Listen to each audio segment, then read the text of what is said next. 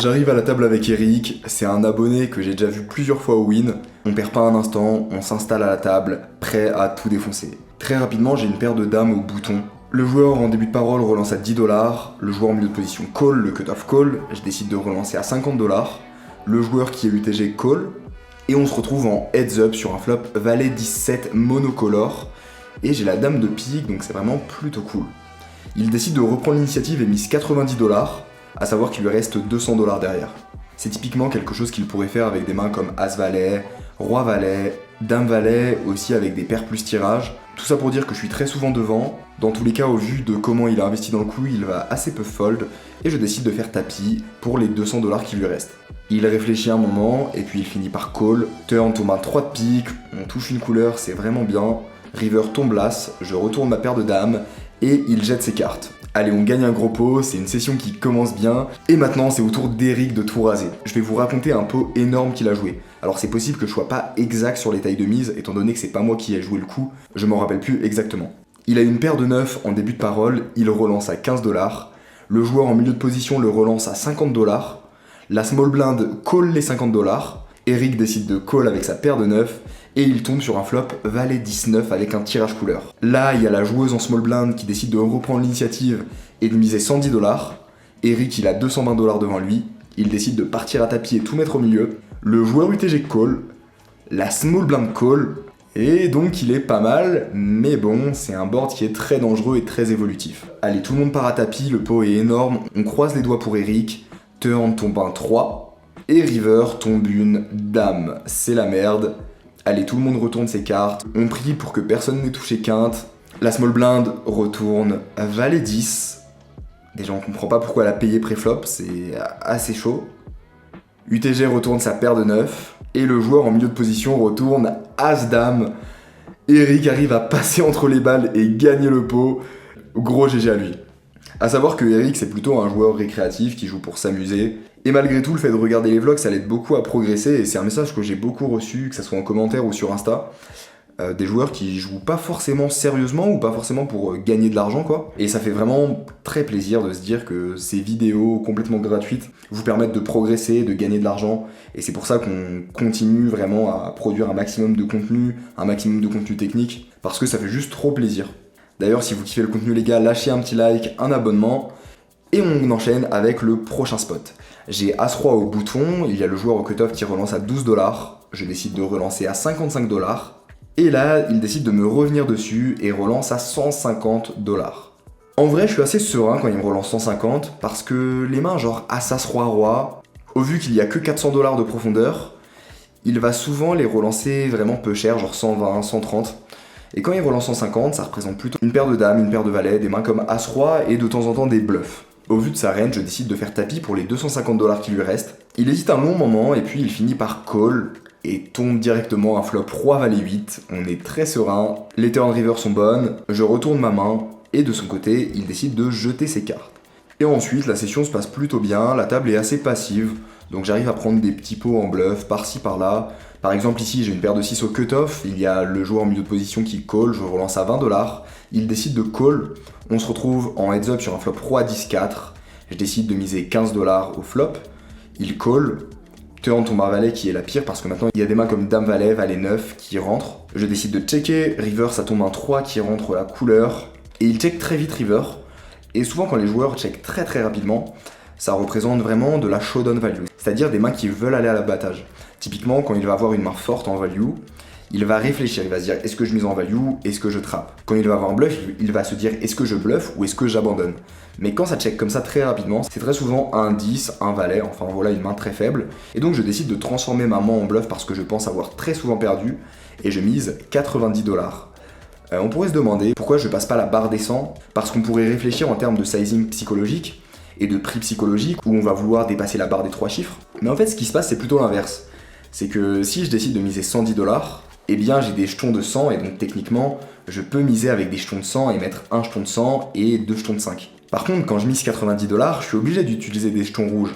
Et mine de rien de mon expérience et pour avoir échangé avec beaucoup de joueurs réguliers, les joueurs récréatifs vont beaucoup réfléchir en termes de jetons en phase 2. Typiquement une pile de 18 jetons de 5 qui fait donc 90 va faire fold plus souvent que un jeton de 100 puis deux jetons de 10. et c'est un concept qui est quand même important à prendre en compte. Alors on le fait que sur les joueurs récréatifs parce que sinon c'est exploitable, mais ça permet de voler des pots pour un peu moins cher, de représenter un peu plus de force, et donc c'est très important.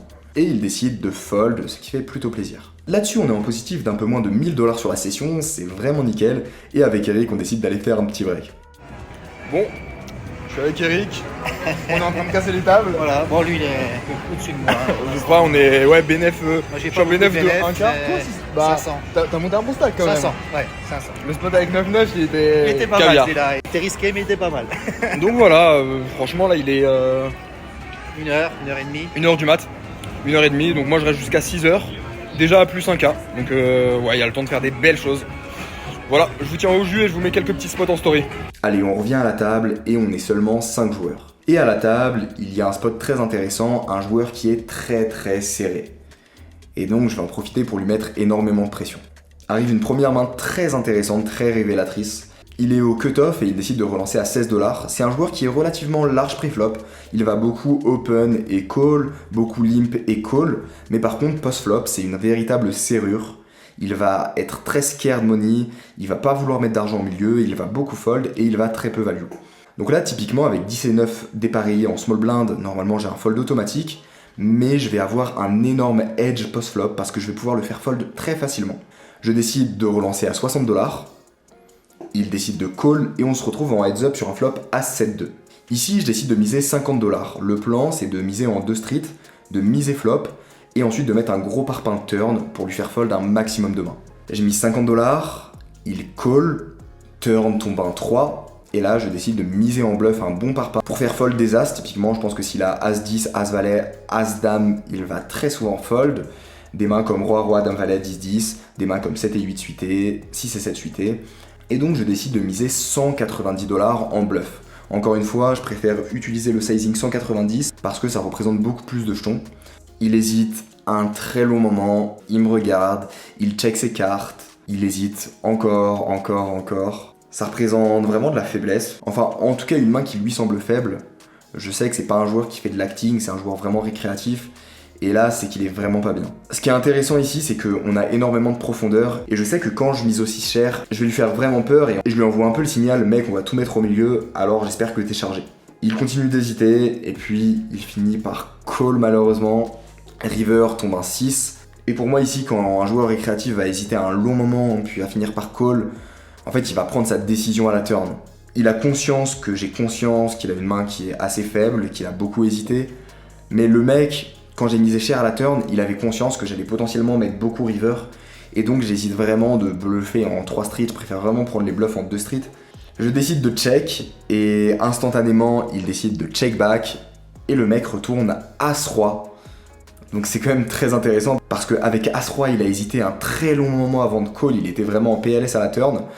Et en plus de ça, quand j'ai checké à la river, il n'a pas pris de value et il a décidé de check back. Pour vous montrer à quel point il y a certains joueurs qui n'arrivent pas à subir la pression, et c'est vraiment très important pour maximiser ses résultats de mettre beaucoup de pression sur eux. Enfin voilà, le temps qu'il a mis pour call et son check back river me conforte vraiment sur ma line. On a run contre la mauvaise partie de sa range, c'est juste pas de chance. Main suivante, encore contre lui, j'ai As-Valet dépareillé en grosse blinde. Il décide de call en milieu de position, le cut-off et la small blind call, je décide de relancer à 20$. Les 3 joueurs call et on se retrouve à 4 sur un flop Valet 5-5. Ici, je décide de miser 35$ en value. Il y a le joueur en milieu de position très conservateur qui décide de me call. Turn tombe un 9 de carreau. Et ici, je décide simplement de check parce qu'il a des 5 dans sa range, il a des mains comme As-5, 5 et 4, 6 et 5. Et pour autant, quand il a call sur ce flop, il n'a aucun bluff parce qu'il n'y a aucun tirage sur le flop. Et c'est vraiment pas le genre de joueur qui va call des mains comme Dame 10 suité par exemple. Donc ici, je peux check fold très sereinement. Et pour autant, ça me permet de caper sa range. C'est-à-dire que je sais que quand il check back, je vais avoir la meilleure main et que je vais pouvoir prendre de la value. Alors que quand je décide de miser moi directement, et bah de temps en temps, il va me payer avec une main qui est meilleure. Surtout que c'est un joueur qui est très conservateur. J'ai pas vraiment 3 streets de value sur ses valets parce que si je décide de miser turn puis river, il va très certainement fold. Et donc étant donné que j'ai pas énormément de value, je préfère la prendre dans une line où il a check back parce que comme ça je suis sûr d'avoir vraiment très souvent la meilleure main river et je prends pas le risque de me value cut sur la turn et de m'empaler contre des 5. Donc ici il faut vraiment voir que le coup il peut être basique mais il est hyper important parce que les écarts de profit entre les deux lines bet ou check sont énormissimes contre ce profil. Je décide de check, il check back, parfait. River, ça tombe un 6 de carreau qui rentre la backdoor flush. Maintenant, comme je l'ai dit, il a pas de flush dans sa range, parce que typiquement, s'il a des mains comme roi dame de carreau, dame 10 de carreau au flop, il va juste les fold. Les seules couleurs qu'il peut avoir, c'est des mains comme valet 10 de carreau, dame valet de carreau, valet 8 de carreau. Mais ça représente très peu de combos par rapport à tous les valets possibles qu'il peut avoir dans sa range. Et donc je décide de miser en value, je décide de miser 100 $. Encore une fois, si je joue online ici, je mise 85, un sizing qui est en dessous des 3 chiffres. Mais c'est juste qu'en live, quand on a des jetons de 100, bah c'est juste trop bien de pouvoir jeter juste un jeton de 100. Et en général, les mecs vont vraiment beaucoup plus call. Il décide de call, et il retourne valet 8 de carreau. C'était un des 3-4 combos qu'il pouvait avoir. On a encore une fois run dans la mauvaise partie de sa range, tant pis. A noter qu'il a call en 1/10 de seconde, il a même pas hésité à raise. Enfin bref, c'est vraiment un très beau profil. Et une session qui avait très bien commencé et qui finit un peu moins bien. Arrive la dernière main, est-ce qu'on va print une tonne dessus ou est-ce qu'à l'inverse, on va descendre encore plus bas? C'est ce que vous allez voir, j'ai roi 18 au hijack, je décide de relancer. Il y a le joueur en small blind qui me relance à 60 $. À noter que c'est un joueur qui est assez agressif. En fait, il y a deux joueurs au win qui sont des sortes de reg fish assez agressifs. Les mecs, ils se tapent des bières toute la soirée, mais franchement, c'est pas les joueurs les plus faciles à jouer. Et donc, en l'occurrence, là, c'en est un, il relance à 60 $. Étant donné que c'est un joueur qui va avoir des bonnes ranges de 3 bêtes, voire qui va même trop 3 bêtes, je décide de 4 bêtes en bluff. Avec mon combo qui est vraiment pas mal, je 4 bêtes à 140 $. Il décide de me call et on se retrouve sur un flop As-Roi 4. C'est pas le meilleur flop, ici je décide de miser 110 $. Je vais miser range sur ce flop. Par contre, j'aurais pu faire un peu moins cher. Avec ma range, ça va être un peu plus optimal de miser 75, 80, parce que sinon je peux vite arriver à me value cut.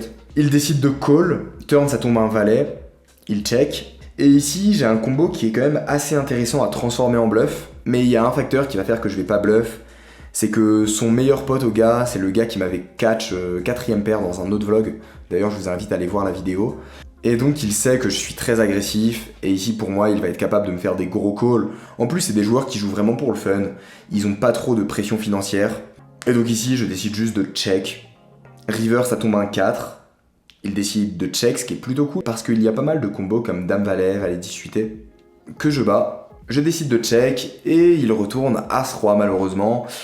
On perd pas mal sur ce coup, et là-dessus, on repasse seulement à 400 $ de bénéfice sur la session. Quelques mains après ça, je vais stopper la session, et on finit sur un bilan de 371 $ pour 6 heures de jeu. Voilà les gars, j'espère que ça vous a plu, on se retrouve très vite pour un prochain épisode. Je vous fais des bisous, n'hésitez pas à lâcher un petit commentaire pour me dire ce que vous en avez pensé, à lâcher un like si ça vous a plu, et on se dit à très bientôt.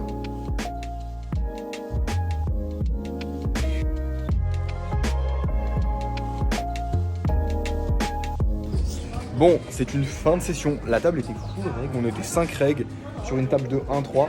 J'avais pas vu, mais juste à côté en fait il y avait une très belle table, mais je m'y suis pris trop tard. Et en plus, il n'y a pas de place dispo, donc là il est 4h du mat, je vais arrêter ici. Ça fait je crois quelque chose comme 6 heures de session. Je vous mettrai les données exactes. Et donc on finit sur un bilan. Donc j'ai dit, on est en bénéfice, ça c'est les 300 qu'on n'avait pas utilisés, 500, 800, hop. On est en bénéfice de 1, 2, 3, 340, 370, 371. Donc un peu dommage, mais ça va. En gros, on avait commencé la session, j'étais à plus 1K, quelque chose comme ça très rapidement. Et après, il y a pas mal de bluffs qui sont pas passés, pas mal de spots qui sont pas passés. Simplement, en vrai, que des petits coups par-ci par-là, des value bets où finalement le mec avait touché river. Voilà, chose qui arrive. Et à côté, j'ai card dead, donc j'ai pas eu le temps de jouer énormément de coups. Bon, dans tous les cas, j'ai été présent, j'ai fait le taf, j'ai assez bien joué, donc plutôt satisfait. Et c'était assez sympa de jouer avec Eric, gros bisous à toi. J'espère que vous avez kiffé ce vlog, on se retrouve très bientôt. Ciao!